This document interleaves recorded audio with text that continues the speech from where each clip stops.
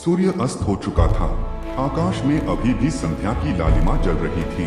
दूर पर्वतों पर धूसर राख की परत छाई हुई थी, जो धीरे धीरे काली होती जा रही थी। अकादमी में दिन भर की कक्षाएं समाप्त हो चुकी थीं। विद्यार्थी दो तीन के समूह में बाहर निकल रहे थे। आज तो बहुत मजा आया, मैंने काफी कुछ सीखा, खासकर चंद्रप्रभा दिव्य तत्व चलाना। हवा में चंद्रधार जिस तरह उड़ती है बहुत शानदार लगता है। अफसोस मेरी प्रतिभा कम है, आगे चलकर मैं केवल सहायक दिव्य तत्व साधक ही बन पाऊंगा, युद्ध भूमि में नहीं जा सकूंगा। किशोर उत्साह से बातें कर रहे थे। कुछ ने दोस्तों को पुकारा, चलो खाना खाते हैं, साथ में थोड़ा चावल की मदिरा भी पीते हैं।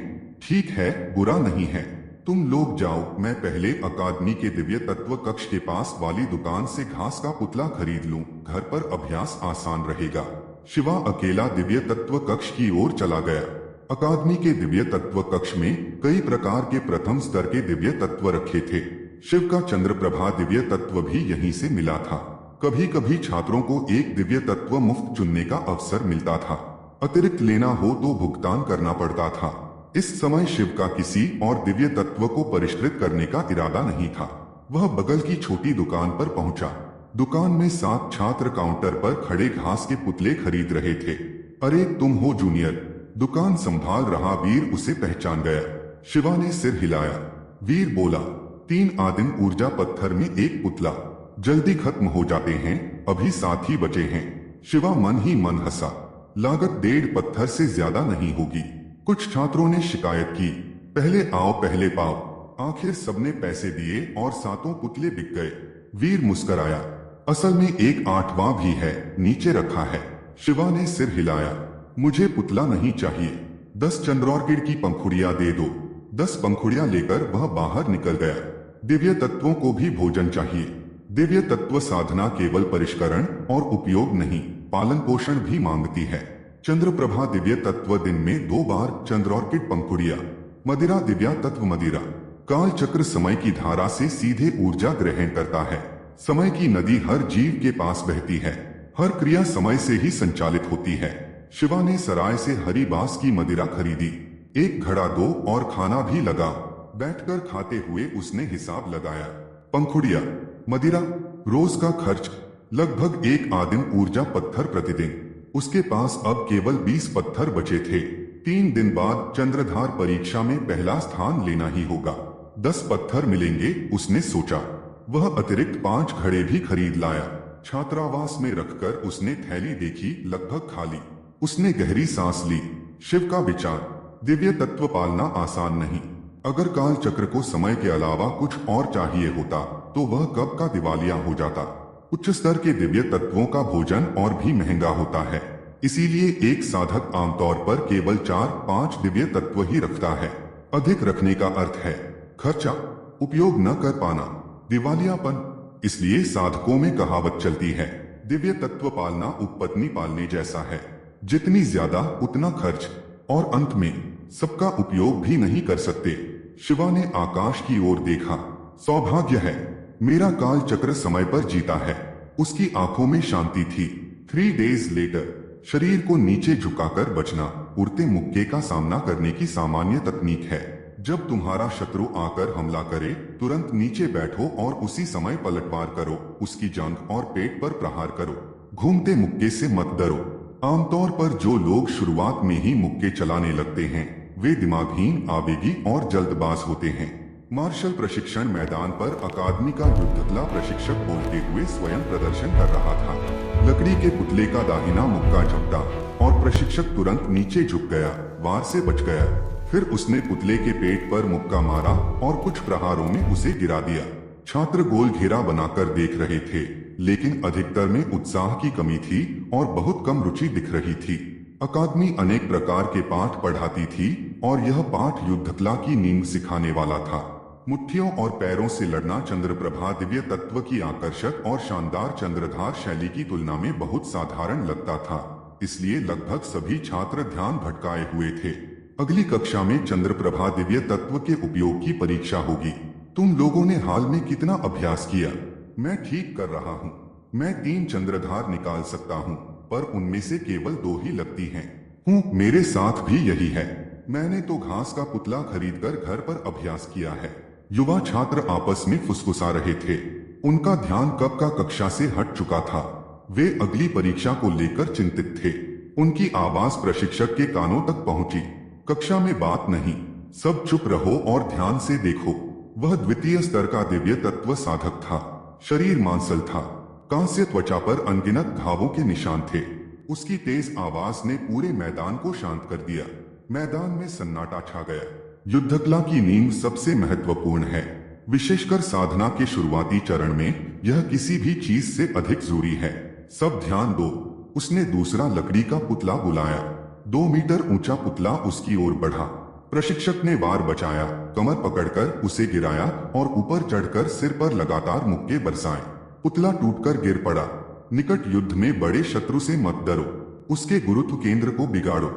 छात्र सिर हिलाते रहे, लेकिन अधिकतर असहमत दिखे। हर बैच ऐसा ही था। वे आकर्षक चीजों से जल्दी प्रभावित होते थे। उन्हें मूल युद्धकला का महत्व समझ नहीं आता था। निकट युद्ध में आंखें कंधे पर रखो, पैरों की गति महत्वपूर्ण है, दूरी ही सबसे अच्छी रक्षा है। त्रिकोण संतुलन बनाए रखो, प्रशिक्षक धैर्यपूर्वक समझाता रहा। यह सब उसके खून पसीने से अर्जित अनुभव थे, लेकिन छात्र अनजान थे। भीड़ में शिवा शांत भाव से देख रहा था, कभी सिर हिलाता, कभी मना करता। यह प्रशिक्षक व्यावहारिक है, लेकिन उसकी शिक्षा पद्धति गलत है, उसने सोचा। वह ही अकेला ध्यान से सुन रहा था। एक दिव्य तत्व साधक की लड़ाई की शैली सामान्यतः 2 भागों में होती है, निकट युद्ध और दूर से आक्रमण। चंद्रधार मध्यम दूरी का हमला है। निकट युद्ध के साधक अपने शरीर को मजबूत करने वाले दिव्य तत्व चुनते हैं, शक्ति, फुर्ती, सहन शक्ति बढ़ाने वाले। जैसे यह प्रशिक्षक, उसकी कांस्य त्वचा कॉपर स्किन दिव्या तत्व का प्रभाव थी। एक चंद्रधार में 10% आदिम ऊर्जा खर्च होती है। कितनी बार फेंक पाओगे? बहुत कम। इसलिए शुरुआती साधकों के लिए असली भरोसेमंद चीज युद्धकला है, शिवा ने सोचा। उसने हल्की हंसी छोड़ी। कक्षा समाप्त हुई। अकादमी वृद्ध आए। आज परिणाम जांचेंगे। 5-5 के समूह में आओ। 3 चंद्रधार चलाओ। पहला समूह गया, सिर्फ 9 बार लगे। वृद्ध ना खुश हुआ। एक लड़की निम्न स्तर प्रतिभा वाली अभ्यास कम कर पाई थी क्योंकि वह आदिम ऊर्जा पत्थर खर्च नहीं करना चाहती थी। मेरे पास पहला स्थान पाने का कोई मौका नहीं, पत्थर बचाना बेहतर है, उसने सोचा। कई लोग ऐसे ही सोच रहे थे। शिवा ने सिर हिलाया। ये लोग मूर्ख हैं। आदिम ऊर्जा पत्थर उपयोग के लिए होते हैं, जमा करने के लिए नहीं।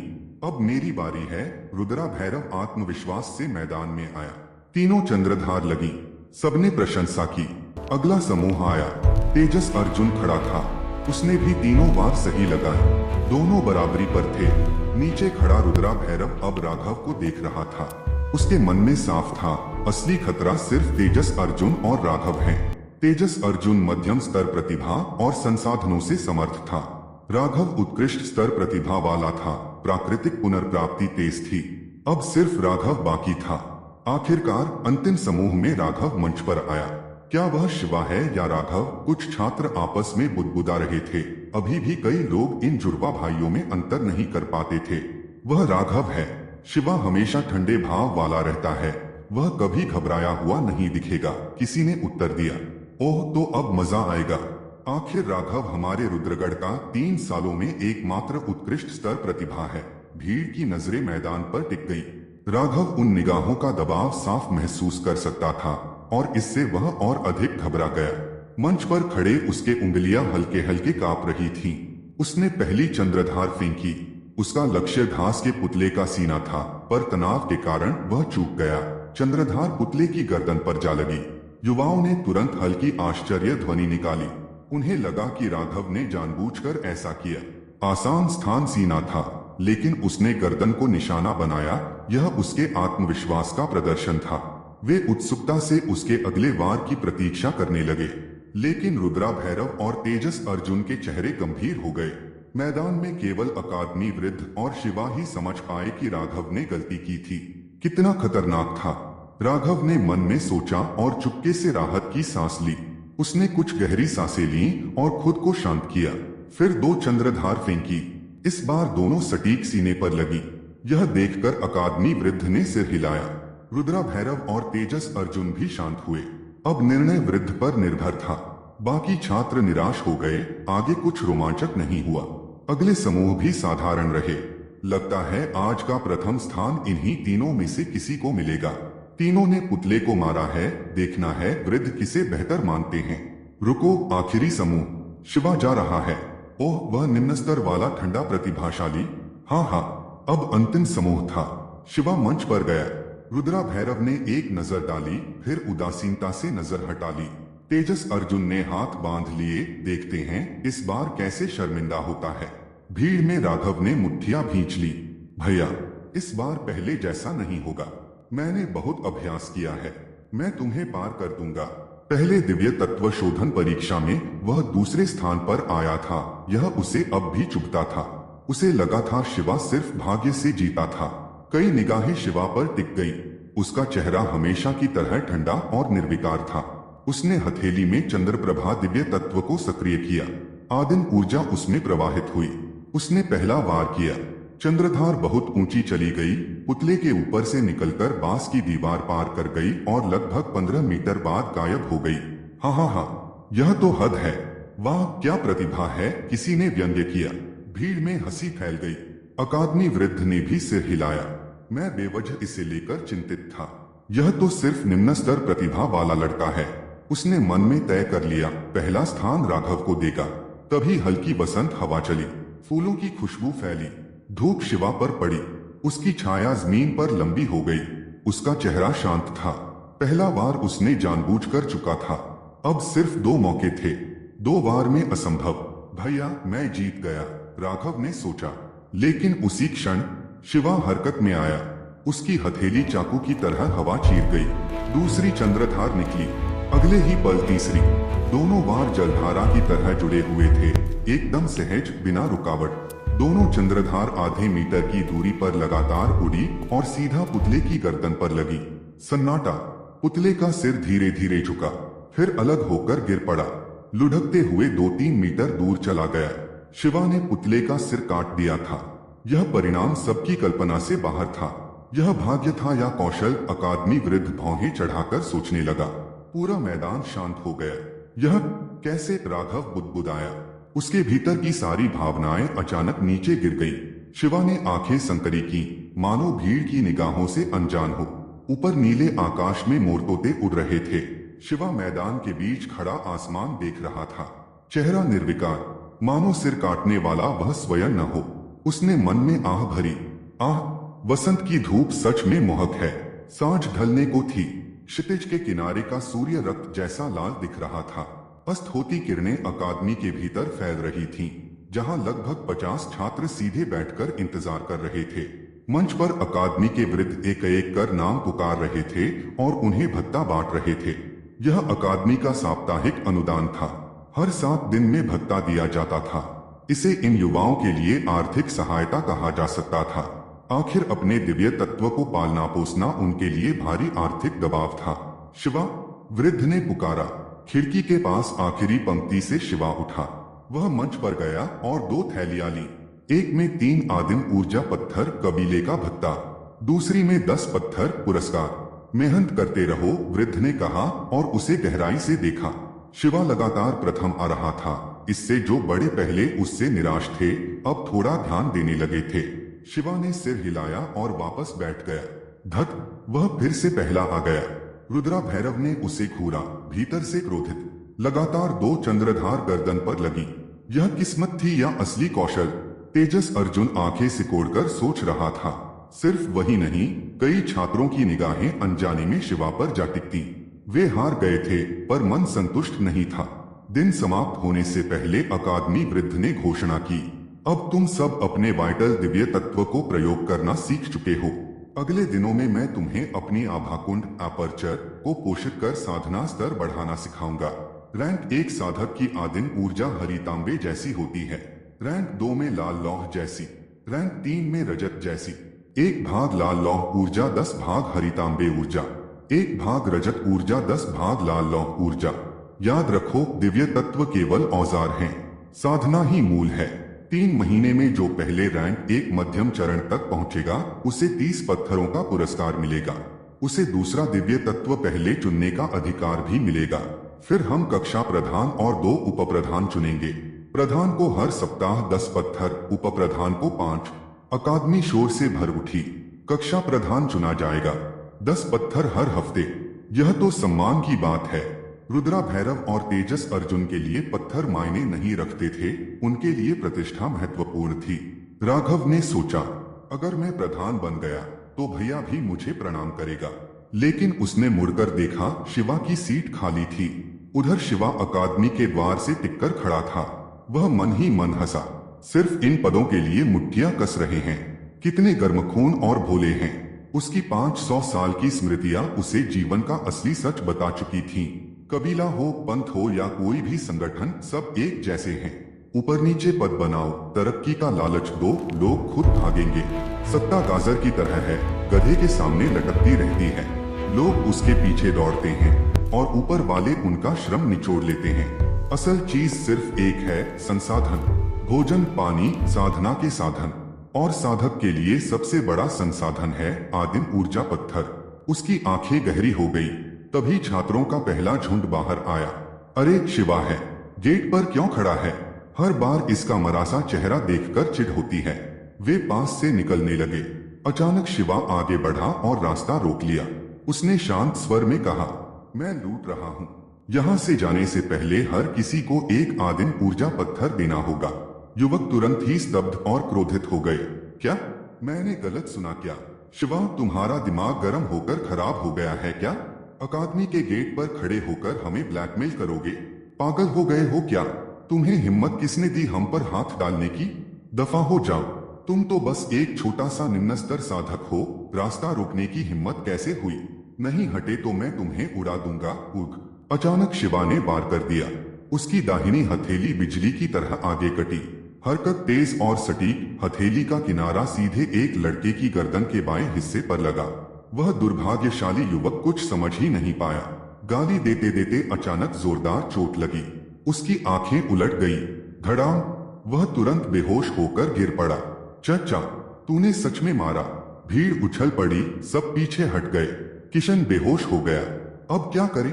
इतने लोग हैं हम, शिवा अकेला है। सब मिलकर चढ़ जाओ। हाँ, इसे सबक सिखाओ। लेकिन इससे पहले कि वे कुछ कर पाते, शिवा खुद आगे बढ़ चुका था। वह कुछ कदमों में भीड़ के बीच घुस गया। एक और हथेली गर्दन पर वार। धड़ाम। दूसरा भी गिरा। आह! एक लड़का घूंसा घुमाता हुआ आया। शिवा झुका, वार खाली गया। तुरंत उसने पैर उठाकर उसके जंघा के बीच लात मारी। आह! लड़के की आवाज अचानक तीखी चीख में बदल गई। दोनों हाथों से कमर पकड़े जमीन पर गिरकर तड़पने लगा। पूरे शरीर पर ठंडा पसीना। शिवा अब सचमुच भेड़ों के झुंड में घुसे शेर जैसा था। 500 साल का युद्ध अनुभव और सामने सिर्फ कच्चे बच्चे। पल भर में पूरा समूह जमीन पर पड़ा था। कोई बेहोश, कोई दर्द से कराहता। यह क्या हो रहा है? रुद्रा भैरव दौड़कर आया। उसने देखा गेट पर शिवा खड़ा है और 5-6 छात्र जमीन पर पड़े हैं। ये शिवा हमारे आदिम ऊर्जा पत्थर छीन रहा है। एक लड़का पेट पकड़े चिल्लाया। शिवा ने बिना भाव के उसे जोर से पेट में लात मारी। उह! वह लड़का तुरंत सिकुड़ गया, आंसू बहने लगे। बाकी सबके दिल कांप उठे। शिवा एक कदम आगे बढ़ा, स्वर ठंडा। शांति से एक पत्थर दे दो, वरना इनकी हालत देख रहे हो। तेरी ऐसी की तैसी। एक निम्न स्तर होकर मुझे एक मध्यम स्तर चुनौती देगा? रुद्रा भैरव गुस्से में टूट पड़ा। लेकिन शिवा बस हल्का सा साइड हुआ। घूंसा हवा में गया। शिवा की 2 उंगलियां सीधे उसकी हंसली के नीचे गले के पास लगी। धपक। रुद्रा भैरव वहीं बेहोश। हिस्स। बाकी सबने ठंडी सांस ली। उन्हें लगा शिवा की चालें समझ से बाहर हैं। असल में ये सब वही बुनियादी मार्शल आर्ट्स के कमजोर बिंदु थे जिन्हें उन्होंने कभी गंभीरता से नहीं सीखा। शिवा वार करते समय पूरी तरह नियंत्रण रख रहा था। कोई गंभीर घायल नहीं, पर सब लड़ने लायक नहीं बचे। यही था 500 साल का आतंक। दोगे या नहीं? शिवा आगे बढ़ा। कुछ दांत भींचे, कुछ चिल्लाए। सब एक साथ टूट पड़े। लेकिन धड़ाम धड़ाम, कुछ ही सांसों में सब फिर जमीन पर। बाकी बची कुछ लड़कियां कांप गईं। नन्ही, हम दे देंगे, पत्थर ले लो। शिवा ने पत्थर ले लिए और उन्हें जाने दिया। अब जो भी बाहर निकलना चाहता उसे इसी गेट से गुजरना था और शिवा रास्ता रोककर खड़ा था। दूसरा समूह आया। ये क्या चल रहा है? तेजस अर्जुन पुरुष ने बेहोश पड़े रुद्रा भैरव को देखकर आंखें फाड़ दी। जो भी आगे बढ़ा गिरा। दूर से पहरेदार देख रहे थे। सर, क्या हम रोकें? कहीं कोई मर गया तो? कुछ बोले। ये शिवा हद कर रहा है। सबके सामने वसूली। उन्होंने अकादमी वृद्ध को खबर दी। वृद्ध तुरंत नहीं रुके। वह ऊपर मचान पर चढ़कर देखने लगे। जितना देखते गए उतना चकित हुए। इस लड़के में लड़ाई की जन्मजात प्रतिभा है। अब उन्हें समझ आया। मून ब्लेड वाला प्रदर्शन भी शायद किस्मत नहीं था। एक अकेला लड़का पूरी बैच को रोक रहा था। शांत, सटीक, निर्दयी, स्वाभाविक युद्ध साधक। अफसोस उसका स्तर निम्न है। बस एक स्तर की कमी। पहरेदार बोले, सर, क्या अब भी नहीं रोकेंगे? मामला बिगड़ सकता है। संध्या ढलने के करीब थी। क्षितिज के किनारे का सूर्य रक्त जैसा दिखाई दे रहा था। उसकी लालिमा की किरणें विद्यालय के भीतर फैल रही थीं, जहां लगभग 50 छात्र सीधे बैठकर प्रतीक्षा कर रहे थे। मंच पर अकादमी एल्डर एक एक करके नाम पुकार रहा था और उन्हें भत्ता वितरित कर रहा था। यह अकादमी की साप्ताहिक सहायता थी, जिसमें हर 7 दिनों में भत्ता दिया जाता था।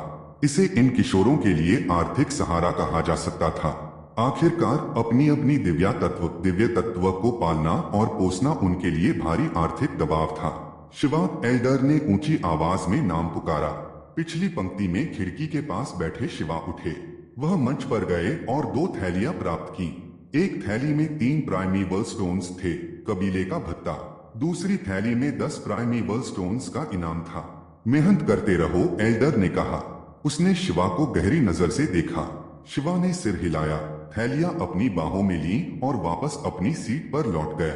कमबख्त, इसने फिर से पहला स्थान ले लिया। रुद्रा भैरव ने शिवा को घूरते हुए देखा।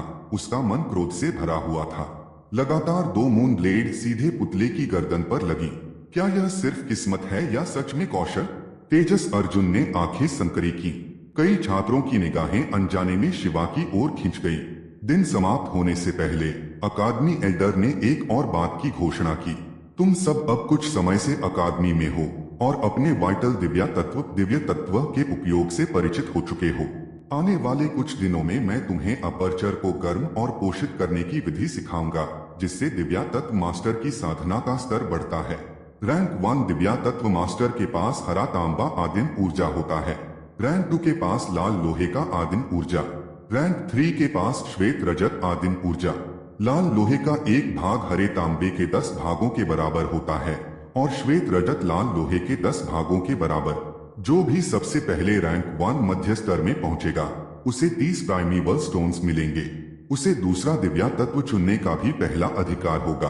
3 महीनों बाद हम एक क्लास मॉनिटर और 2 वाइस क्लास मॉनिटर्स चुनेंगे। पूरी अकादमी शोर से भर गई।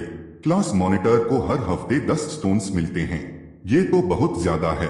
क्लास मॉनिटर बनना गौरव की बात है। लेकिन शिवा ने मन ही मन ठंडी हंसी हंसी। यह तथाकथित गौरव केवल ऊपर वालों द्वारा नीचे वालों को प्रेरित करने का साधन था। पद, उपाधि, गर्व सब भ्रम थे। केवल एक ही चीज मायने रखती थी, संसाधन। एक दिव्या तत्व मास्टर के लिए प्राइमेबल स्टोन्स ही सब कुछ थे। संसाधन नहीं तो साधना रुक जाती है। साधना नहीं तो शक्ति नहीं, और शक्ति नहीं तो मृत्यु। शिवा अकादमी के द्वार पर चुपचाप खड़ा था, दीवार से टेक लगाए। छात्रों के समूह बाहर निकल रहे थे। वह आगे बढ़ा। मैं लूट रहा हूँ। जाने से पहले हर किसी को एक प्राइमेबल स्टोन देना होगा। छात्र सन्न रह गए। क्या तुम पागल हो गए हो? तुम हमें रोकने की हिम्मत कैसे कर सकते हो? वे कुछ समझ पाते उससे पहले शिवा ने वार किया। उसकी हथेली एक लड़के की गर्दन के किनारे पर पड़ी। धप्प। लड़का तुरंत बेहोश होकर गिर पड़ा। दूसरा दौड़ा। शिवा ने नीचे झुककर लात मारी, सीधे कमर के नीचे। चीख। एक एक करके शरीर गिरते चले गए, मानो बाघ भेड़ों के झुंड में घुस गया हो। 500 वर्षों का युद्ध अनुभव बनाम 15 साल के किशोर, कोई मुकाबला ही नहीं। कुछ ही क्षणों में सब जमीन पर कराह रहे थे। एक स्टोन दो, फिर जाओ, शिवा ने शांत स्वर में कहा। उनकी आंखों में डर भर गया। एक एक करके उन्होंने स्टोन्स थमा दिए और छात्र आए। नतीजा वही रहा। यहाँ तक कि रुद्रा भैरव गुस्से में दौड़ता हुआ आया। शिवा ने उसकी गर्दन के नीचे हल्का सा प्रहार किया। भैरव बेहोश होकर गिर पड़ा। सब ठिठक गए। कोई हिलने की हिम्मत नहीं कर सका। आखिर में केवल 5 बचे। उनमें राघव भी था। बड़े भाई, आप ऐसा कैसे कर सकते हो? सहपाठियों को पीटना और स्टोन्स छीनना, आपको अकादमी से निकाल दिया जाएगा। शिवा हल्के से मुस्कुराया। तुम सही कह रहे हो। राघव ने राहत की सांस ली। तभी शिवा ने कहा, एक स्टोन सबका? क्या मेरा भी? हाँ, तुम्हारा भी। गिरे हुए छात्रों को देखकर वे चुपचाप स्टोन्स सौंपने लगे। शिवा ने सबसे इकट्ठा किया। 57 छात्र, 56 स्टोन्स। अपने भत्ते और इनाम को जोड़कर 79 प्राइमेवल स्टोन्स। उसने थैली भीतर रखी, फिर शांति से चला गया। उसके पीछे छात्र गिरे पत्तों की तरह बिखरे पड़े थे और पहरेदार दृश्य साफ करने के लिए दौड़ पड़े थे।